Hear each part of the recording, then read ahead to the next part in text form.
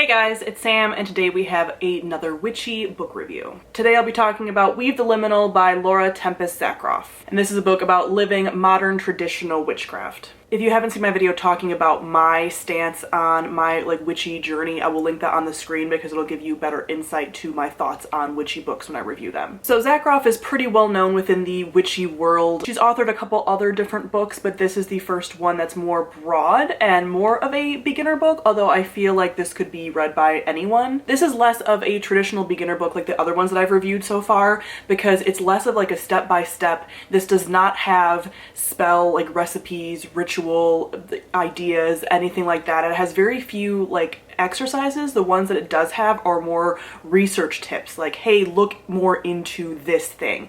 This is much more of I'd say a good book if you have gotten into a couple of the beginner books to kind of get your feet wet, because those are kind of exciting at the beginning to get ideas and things like that. This is more talking about building your own unique practice. Modern traditional witchcraft is kind of not necessarily in opposition to Wicca, because actually Zakroff is friends with a lot of people in the Wiccan community, but it is different because this is not based on any kind of religion. Obviously Wicca is a religion.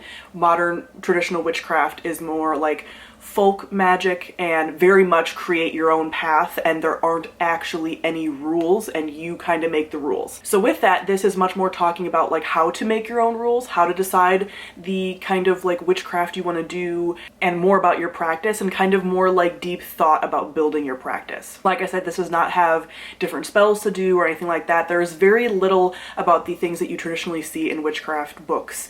There is some mention of Wheel of the Year and things, but really it's less about that, and this book talks about building your own Wheel of the Year. If the Wheel of the Year doesn't appeal to you, then how about we look at different things about your year that stand out to you and building your year around that. This is almost part, I wouldn't call it part memoir, but it is very much Zakroff talking more about her practice, and she's here's how I do things, think about how you want to do things, so there are sections in here that were less relevant to me. Obviously I did tab this up a lot, mostly from just quotes that she said about different things that I felt were just really salient points to make about building your own path. But there were sections in here that are less relevant to me because she does go into deity work and working with spirits and things, and that's just not my jam at this point in time. I just am not really interested, and it was more about her experiences with those deities, spirits, things like that, and I just am not super interested. So those are sections that I didn't tab up much, but there's a lot more hey, think about these things, here's some general,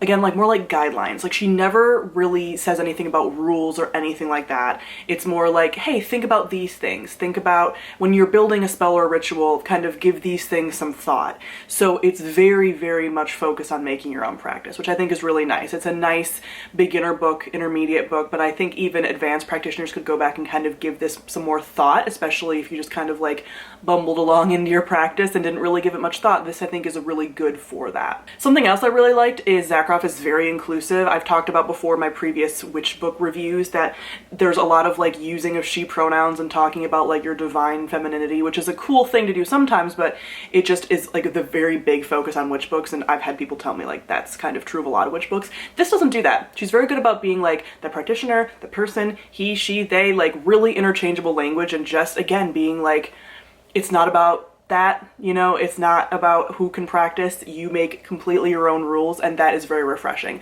Towards the end, I started to be okay, I get it. I kind of got a little bored towards the end because this isn't a very long book, but it started to feel, because I got into the sections about deity work and stuff where I just was I don't quite care about this stuff.